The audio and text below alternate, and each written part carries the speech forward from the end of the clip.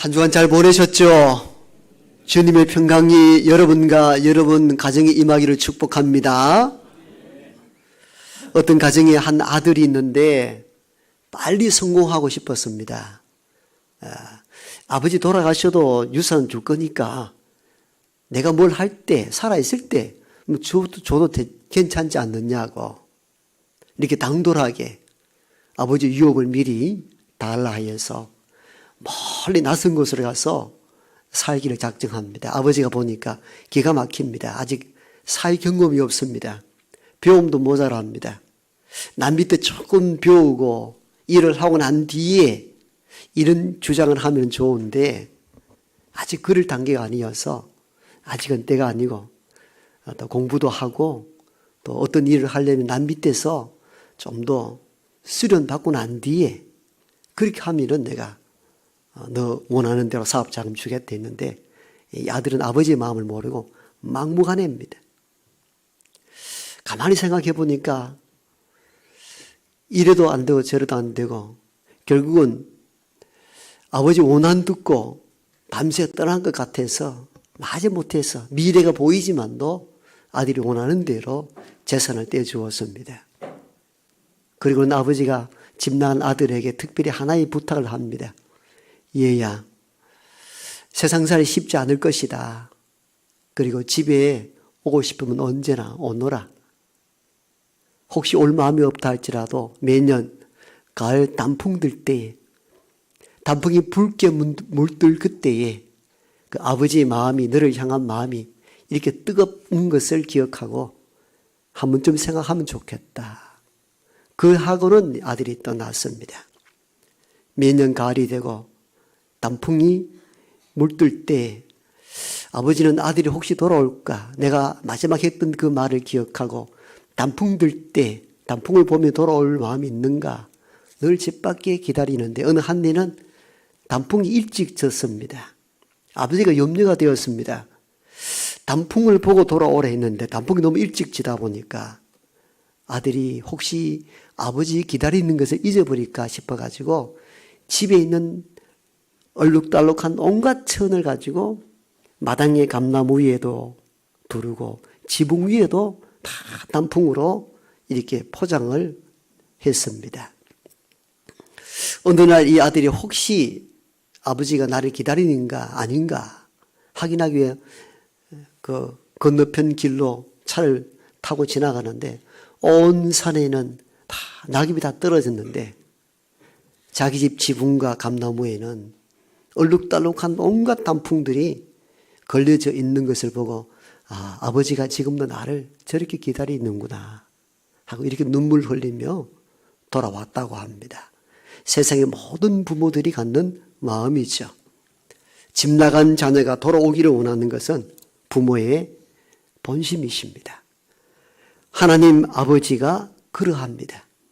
교회를 떠나고 신앙을 잃어버려 세상 한가운데 있는 창자들이 지금도 돌아오기를 원하고 있습니다. 그런데 예수님 당시에 바리새인들은 이런 탕자들, 죄인들 돌아오기를 바라지 않았습니다. 오히려 죄인과 세리들을 가까이 한다고 예수를 수군대고 비난했던 인물들이 바리새인들이었고 이런 바리새인들을 위하여서 준 메시지가 오늘 우리가 읽었던 탕자의 비유입니다.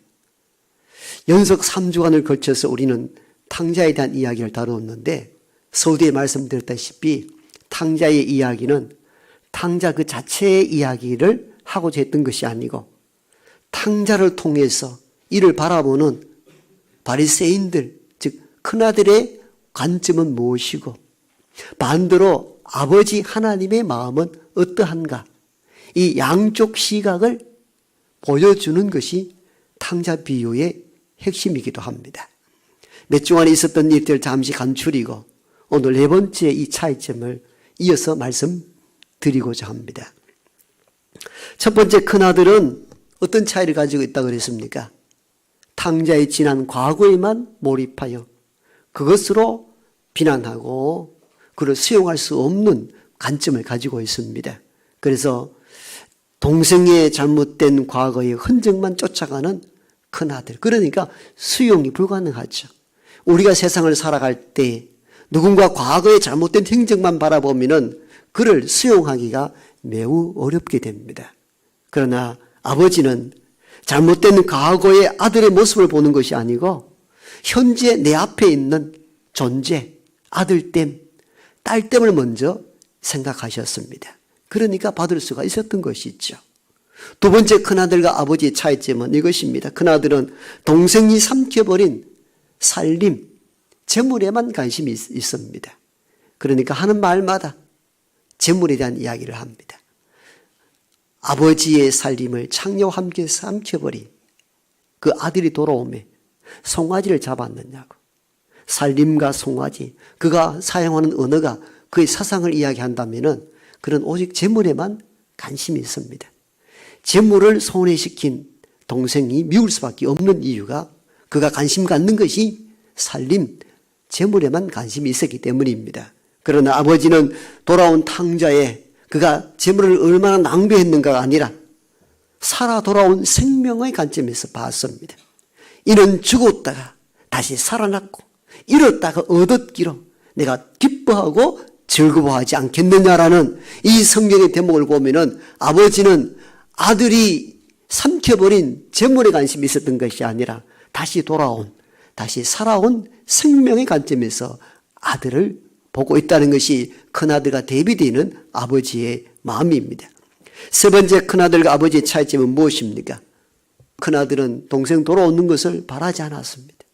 생각도 하지 않았습니다. 그러나 아버지는 탕자의 길을 걷는 아들이 돌아오기만을 사모합니다. 아들이 저 먼 곳에 있는데 거리가 아직 먼데도 막 뛰어가서 아들을 맞이하는 이 장면을 보면 아버지가 얼마나 오랫동안 탕자를 기다리는가를 알 수 있습니다. 하나님께서 집을 나간 신앙을 잃어버린 그 자녀가 돌아오기를 지금도 기다리고 계십니다. 이것이 아버지 하나님의 마음이십니다. 오늘 네 번째 큰아들과 아버지의 차이점을 설명드립니다. 큰아들은 오직 자기만 생각할 줄 아는 사람, 이기적 인간입니다.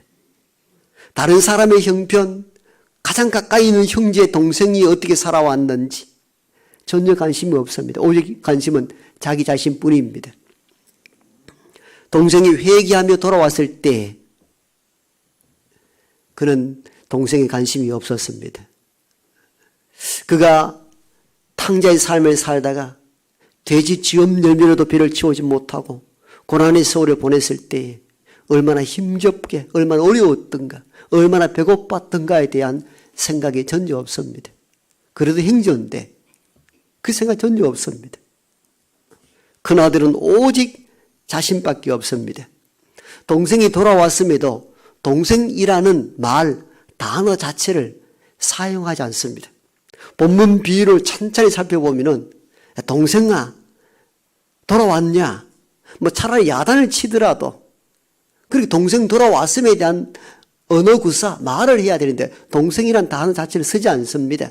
동생이 돌아왔다고 아버지가 송아지를 잡아 잔치를 벌일 때에 아버지에게 따져 물을 때에도 이런 단어를 씁니다. 이 아들이 돌아왔음에 송아지를 잡으셨습니까? 이렇게 묻습니다. 이 아들이 돌아왔음에. 즉 동생 돌아왔다고 잔치 벌입니까? 동생이라는 단어를 쓰지 않았다니까요. 그런데 제가 영어 성경을 보니까 이 아들이라는 이 문장을 어떻게 표현했는가 하니까요. This are the son이라는 용법을 써요. This are the son. This 이 are the 다른 son 아들. 이 다른 아들이 돌아오매 송아지를 잡으셨습니까? 여러분 정말 영어 성경보다 제가 깜짝 놀랐습니다. 큰아들의 마음에는 이게 다른 아들인 거예요. 동생이란 단어를 쓰지 않는 것도 놀랍지만 더 충격적인 것은 This are the son. 다른 아들이 돌아왔습니다. 나와 결이 다르다는 것입니다. 나와 상관이 없는 아들이 당신 아들이 돌아왔다는 겁니다. 정말 놀라운 사고입니다.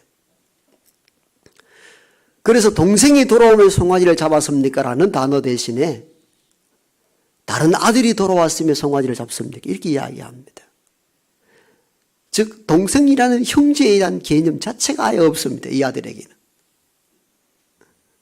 오직 자기 자신이고 자기 중심적 인물이 큰 아들입니다. 그가 얼마나 자기 중심적인지 29절을 보면 더 충격적으로 알 수 있습니다. 자, 아버지에게 따져 물을 때에, 자, 제가 오늘 이 본문 말씀을 그대로 읽을 테인데 동일한 어떤 단어가 몇 번 반복되는데 어떤 단어인지 한번 맞춰보세요. 내가 아버지를 섬겨 아버지 명어김이 없거늘 내게는 염소 새끼라도 잡아 나와 내 벗으로 즐겁게 한 적 있습니까? 이게 29절 전부인데요. 동일한 단어, 나라는 단어를 몇 번 씁니까? 무려 4번이나 씁니다. 아버지, 나는 한번 아버지를 선교 명을 어김이 없거늘 내게는 염소 새끼라도 잡아 나와 나의 벗으로. 뭘 말합니까? 철저한 자기중심적인 인물입니다. 동생 개념 자체도 없을 뿐만 아니라 나 이외를 생각하는 여백 자체가, 즉 공간 자체가 없는 자기중심적 인물이 큰 아들입니다. 이런 자기중심적 삶을 사는 사람들은 남을 수용하기가 어려워집니다. 왜? 내가 내 안에 가득하니까. 남들이 내 안에 비집고 들어갈 공간 여백이 없는 거예요.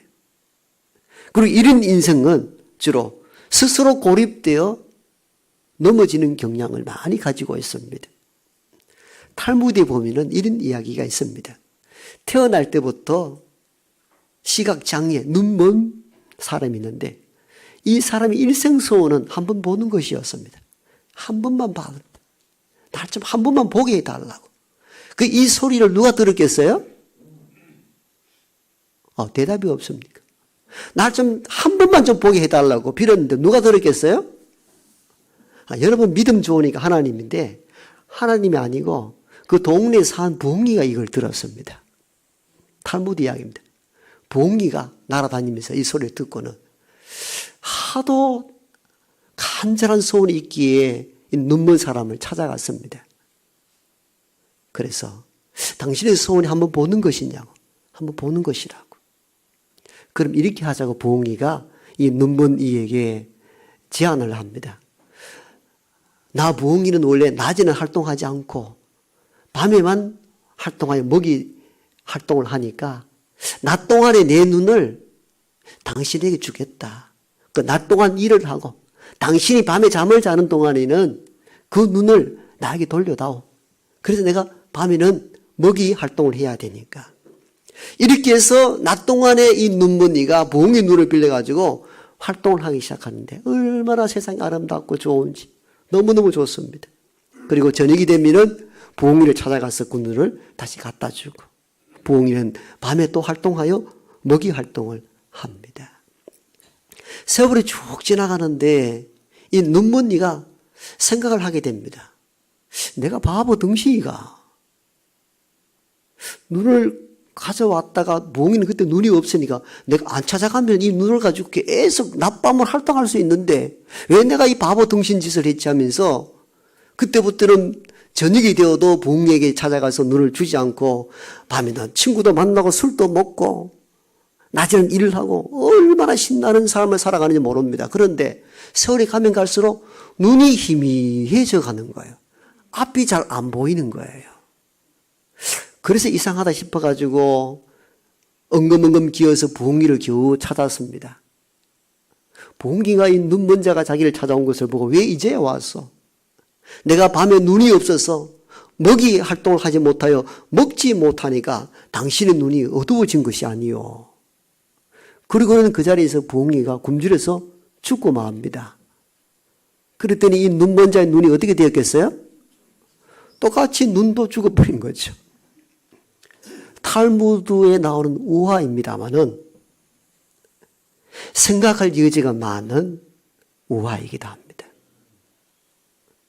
자기만을 위하여 사는 사람들, 점점 고립되어 심판받을 수밖에 없는 현실을 꼬집는 이야기이죠. 예수님 당시에 바리새인들은 자기들밖에 몰랐습니다. 나만 율법 가운데 살고 나만 의롭게 산다고 생각하고 죄인들을 받아들이지 못했습니다. 그런 바리새인들을 향하여 주님은 심판을 선고합니다. 화 있을진저 바리새인들이여. 자기만 주장하고 자기 의만 고집하는 이 남을 수용치 못하는 이들에게 주어지는 것은 심판임을 주님은 가르칩니다. 오늘 이 비유를 통해서도 바리새인들이 죄인과 세리를 수용하지 못하는 그들의 불수용성, 수용하지 못하는, 거부하는 그것은 오직 자기 자신만이 모든 의의 기준으로 삼았기 때문에 오는 패단임을 이 비유를 통하여 보여주십니다. 이런 자기중심적 사람들은 절대 남을 수용하지 못하고 거부한다는 거죠. 그러나 아버지는 이 탕자의 비유를 통하여 탕자도 사랑할 뿐만 아니라 큰아들도 사랑한다는 사실을 보여줍니다. 바리새인 큰아들은 자기 자신만 사랑하지만도 아버지는 집 나간 탕자도 사랑하고 집 안에 있는 탕자도 사랑하는 모습을 찾아볼 수가 있습니다. 우리는 탕자의 비유를 읽을 때에 집 나간 탕자만 아버지가 사랑했다고 오해합니다. 그렇지 않습니다. 탕자도 물론 사랑했지만도 집 안에 있는 큰아들도 사랑했던 분이 아버지 하나님이셨습니다. 이게 아버지였습니다. 31절에 보면은 아버지는 큰아들도 사랑했다는 흔적을 볼 수가 있습니다. 큰아들이 동생 탕자 돌아왔다고 따지고 물을 때에 아버지가 이렇게 대답합니다. 얘야, 너는 항상 나와 함께 있었지 아니하냐? 내 것이 다 너의 것이 아니냐? 이렇게 큰아들을 위로하고 격려합니다. 제 같으면은 제가 아버지라면 이 큰아들 뺨을 때렸을 것 같아요. 야 이놈아, 그래도 너 동생 회개하고 돌아왔지 않느냐? 돼지 지엄 열매를 먹고도 시원치 않게 그것도 배를 채우지 못하고 이 고생 중에 있다가 내가 잘못 살아왔다고 돌아왔으면 동생이라고 안아줘야 될 것 아니냐? 어떻게 동생이라 말 한마디 하지 않고 잔치를 벌였다고 나에게 따지느냐? 이렇게 하면 큰아들에게 야단쳤을 것 같아요. 그래도 형제가 아니냐? 잘못한 건 잘못했다 할지라도 회개하고 돌아왔다면 받아줘야 되지 않느냐? 이렇게 경고하고 큰아들을 나무랐을 법한데 여기에 나타나는 아버지는 큰아들에게 그렇게 하지 않습니다. 큰아들 입장도 이해를 했습니다. 그때도 밭에서 일하다 돌아온 중이었거든요. 그러니까 아버지에게 명어김이 없이 열심히 섬기고 부지런히 일했다는 것을 아버지가 모르는 것이 아니었어요. 네 마음도 안다는 겁니다. 그래서 큰아들에게 야단치지 않았습니다. 오히려 따뜻하게 위로합니다. 얘야, 너는 항상 그래도 아버지와 함께 있었지 아니하냐. 이것 자체가 은혜라는 것입니다. 그리고는 아버지 것이 다 너의 것이 아니냐. 동생이 돌아왔다고 해서 그걸 또 내 살림 없어지느냐. 걱정하지 마라. 내 있는 것 너에게 주겠다는 겁니다. 이게 큰아들을 향한 아버지의 따뜻한 마음이었습니다. 여기에서 큰아들이 가지고 있는 마음과 아버지의 마음이 다 구별된다는 것을 알 수가 있습니다. 큰아들은 자기 자신밖에 모릅니다. 동생이라는 단어 쓰지도 않습니다. 돌아와도 쳐다보지도 않습니다. 오직 과거의 흔적만 쫓아서 비난하고 정죄만 할 뿐입니다. 오직 자기 자신. 내게는 나와 내 멋으로. 내게는 왜 염소 새끼. 다 나. 자기중심적 인물이었다면 아버지는 집 나간 탕자도 애틋하게 기다리시고 집안에 있는 큰아들의 마음도 헤아릴 줄 아는 넉넉한 품을 가지고 있는 분이 비유에 나오는 아버지이십니다. 물론 여기에서 큰아들과 아버지의 비유는, 큰아들은 당시에 자신밖에 모르고 죄인과 세리가 돌아오는 것을 원치 않았던 바리새인들을 의미하는 것이고, 여기서 아버지는 하나님 아버지를 그리고 있습니다. 그래서 이 메시지를 바리새인들에 던져줌으로 말미암아 큰아들과 같은 자기중심적, 자기만 아는 인간으로 살 것이 아니라 너희들이 믿는 아버지 하나님의 넉넉한 품으로 세상을 보라는 것입니다. 이게 바리새인들이 주었던 탕자 비유의 핵심이기도 합니다. 큰아들과 아버지 비유를 통하여 큰아들의 입장에서만 보지 말고 아버지의 품성으로 세상을 볼 수 있는 안목을 가지라는 것입니다. 그러면서 이 비유는 여전히 오늘 저와 여러분들에게 주시는 주님의 말씀이기도 하십니다. 오늘 우리는 이 탕자 비유를 통하여 탕자 비유의 두 시각을 가지고 있는 큰아들과 아버지의 비유를 통해서 나는 큰아들의 입장에 서 있는가 아니면 아버지 마음을 가지고 있는가를 살펴볼 수 있으면 좋겠습니다. 보다 많은 그리스도인들은 의외로 큰아들의 입장에 서 있을 때가 많습니다. 누군가를 보고 판단할 때 그가 과거에 어떤 잘못을 했는가 그 흔적을 쫓아 그것으로 비난하고 수군대고 판단하기도 하고, 그가 공동체로 들어왔을 때에 넉넉하게 수용하지 아니하고 항상 자기 의가 자가되어서 남을 비난하고 판단하기만 했던 그 모습이 있다면 우리는 이 비유의 큰 아들이기도 합니다. 주님은 이 비유를 통하여 아버지 하나님 마음 갖기를 원하십니다. 성경에서 떠나 있고 믿음을 잃어버렸고 교회에서 멀리 이탈된 백성이 있다면 비난과 정죄할 것이 아니라 아버지 마음으로 그 탕자가 돌아오도록 기도하고 그를 수용할 수 있는 선한 마음 갖기를 원합니다. 그리고 교회 안에서 일생 열심을 다하고 수고한 큰아들 같은 분이 있다면 시기 질투할 것이 아니라 참 수고가 많습니다. 위로하고 격려하는 그런 품성 있는 하나님의 마음 담기 원합니다. 하나님 품성으로, 하나님 마음으로 집 밖에 나가는 탕자는 돌아오기를 원하고 집 안에 있는 일꾼들을 위로하고 격려하는 거룩한 일에 쓰임받는 우리 모두가 되기를 소망합니다. 아버지